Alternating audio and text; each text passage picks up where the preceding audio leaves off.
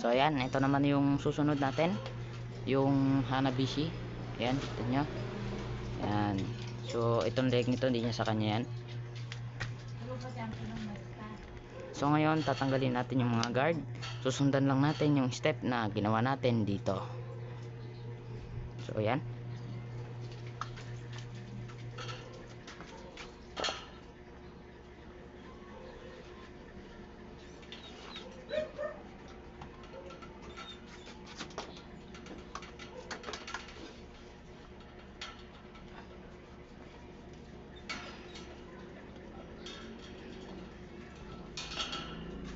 Yan.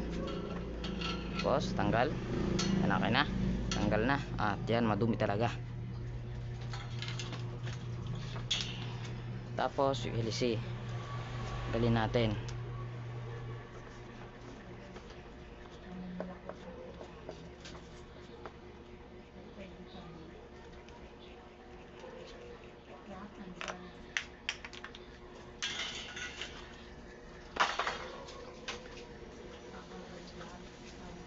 So yan, kung makikita ninyo, meron tayong spacer dito.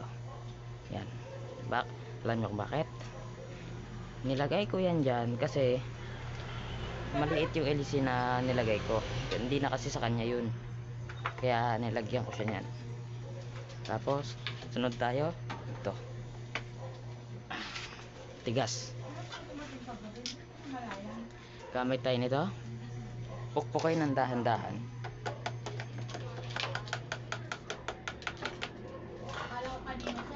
Yan, tanggal na siya. Tanggal na. Yan.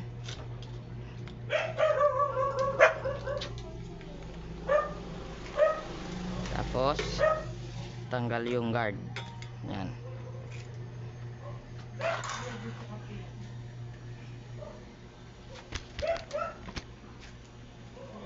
Ito, bala ko pa sana buksan, pero mukha namang malinis yung loob ng motor, kaya hindi na. Linisan na lang natin yung labas.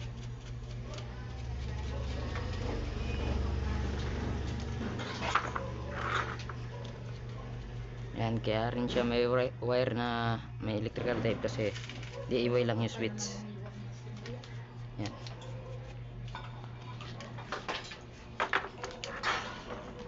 Itong electric fan to, actually, kung hindi ako pumunta sa bahay ng kakasi ko noon, hindi ko to mabuo. Dahil do sa bahay nila, ang daming electric fan sira. Nakachimpo ko ng bagong rewind na motor. Nakatambak lang doon. Ginawa ko, hiningi ko. Nung pag-test ko, yun, gumagana pa siya. So, itatabi natin to. Tapos linisin to.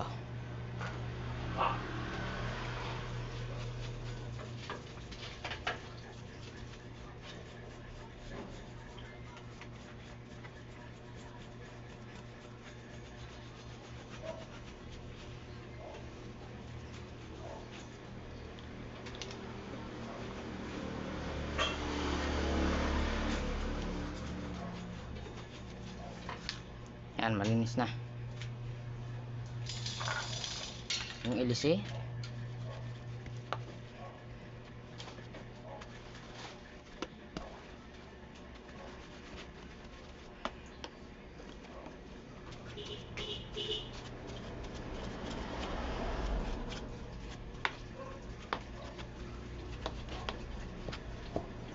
Malinis na. Ito naman,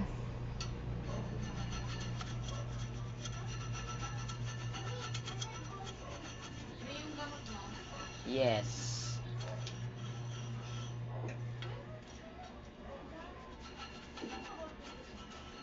Malinis na din.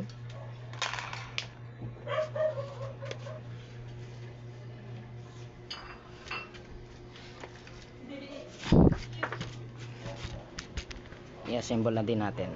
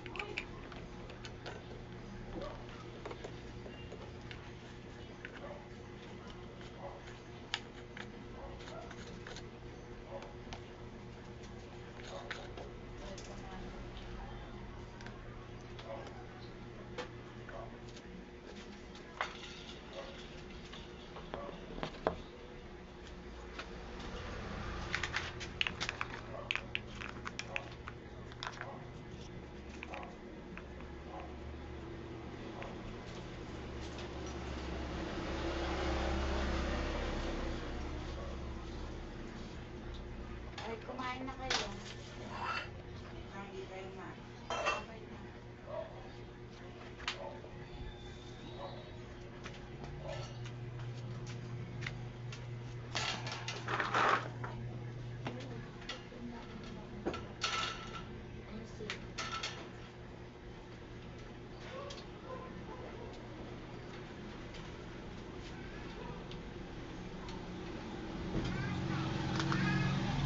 Yan, assemble na. Testing din natin.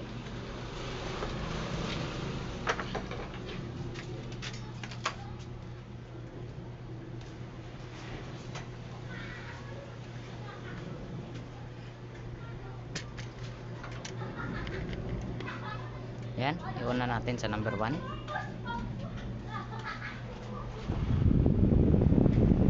Yan, number 1 napakalakas.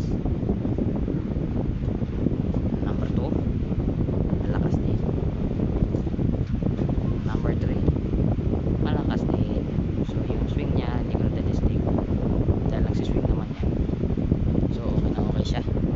Okay, so try naman natin i-testing yung dalawa.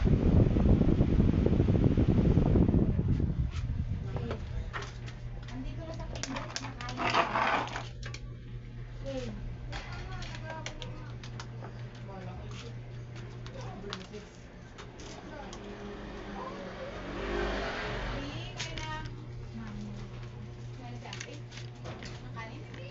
Yes. So yan.